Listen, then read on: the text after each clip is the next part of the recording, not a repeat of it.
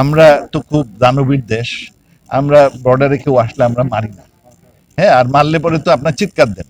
হ্যাঁ, মাঝে মাঝে আমাদের প্রতিবেশী তারা একজন দুইজন মারা যায়, আর এটা নিয়ে একেবারে আপনার মিডিয়া তো আমাদের জীবন শেষ করে দেয়। ভারত সরকার এবং বাংলাদেশ সরকার আমরা নীতিগতভাবে সিদ্ধান্ত নিয়েছি যে আমরা বর্ডারে একটি লোকও মরবে না, দুর্ঘটনা তখন আপনার চিৎকার দেন। আমরা মায়ানমার এবং বাংলাদেশ বর্ডারে আমরা সিদ্ধান্ত নিয়েছিলাম যে আমরা কখনো গুলি চালাবো না। কালকে আমার সাথে স্বরাষ্ট্রমন্ত্রীর আলাপ হয়েছে, আগামীতে আমরা গুলি চালাবো।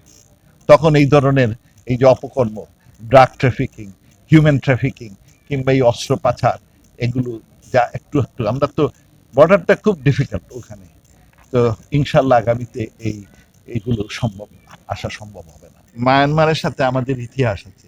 1978 সালে মায়ানমার প্রায় 2 লক্ষ রোহিঙ্গা আসছিল, আলোচনার মধ্যে নিয়ে যায়।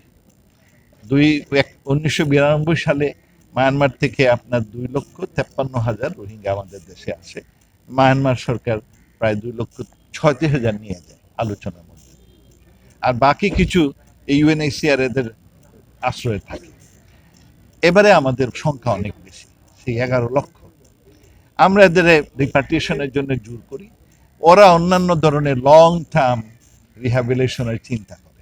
বিভিন্ন ইন্টারন্যাশনাল এজেন্সি তারা এখন গত 4 বছর ধরে রাখাইনে কোনো ধরনের সংঘাত নাই, কোনো মারামারি নাই, কিন্তু ওরা ওদের বলে না ওখানে যাও। ওরা বরং এইখানে কেমনে তাদের ভালো রাখবে, তাদের হিউম্যান রাইটস, তারা এক একটা অবান্তর দিয়েছে। বলছে ওদের জমি কেনার যদি হবে, তাদের চাকরির ক্ষেত্রে কোনো ডিসক্রিমিনেশন করতে হবে না, তাদের ভালো স্কুলিং করতে হবে যাতে তারা অ্যাবজর্ব হয়, নানান কিছু তারা বিভিন্নভাবে আমাদের কাছে আর শর্ত দিয়ে করে। এগুলো গ্রহণযোগ্য নয়। এদের উদ্দেশ্য হচ্ছে, কারণ এইখানে এগুলো থাকলে তাদের চাকরি অনেক দিন থেকে।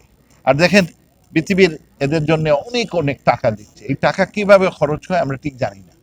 So it is a set. মাননীয় প্রধানমন্ত্রী যারা বলেছেন, অনেক মহল চায় এরা এখানে থাকুক। এই যে ছেলেটা মারা গেল, হ্যাঁ, সে সে তারা সে 1 নম্বর তার হচ্ছে কি, we must go back to our home, to our country of origin. আমাদের রাখাইনে জেলেই যেতে হবে। এই আন্দোলনটা সে করতো যে ওখানে গেলে আমাদের সুন্দর ভবিষ্যৎ, এইখানে আমরা সুন্দর ভবিষ্যৎ বাংলাদেশে করার কোনো আমাদের শখ নেই। তার ফলে তাকে মেরেই ফেলল। দেখেন, তাকে মেরেই ফেলল। This is so sad. এবং কারণ সে একটা শিক্ষিত ছেলে, স্কুল টিচার ছিল। তো his only goal was to return back to, আমরা যেটা আমাদের 1 নম্বর অগ্রাধিকার হচ্ছে রিপার্টিশন, আর বাকি সবগুলো হচ্ছে গিয়ে সেকেন্ডারি। সো আমরা এইটা মাননীয় প্রধানমন্ত্রী যেটা বলেছেন, এটা একেবারে খাঁটি। অনেক সময় মুখে বলি না আর কি, অন্যরা অসন্তুষ্ট হবে, but this is a fact of life.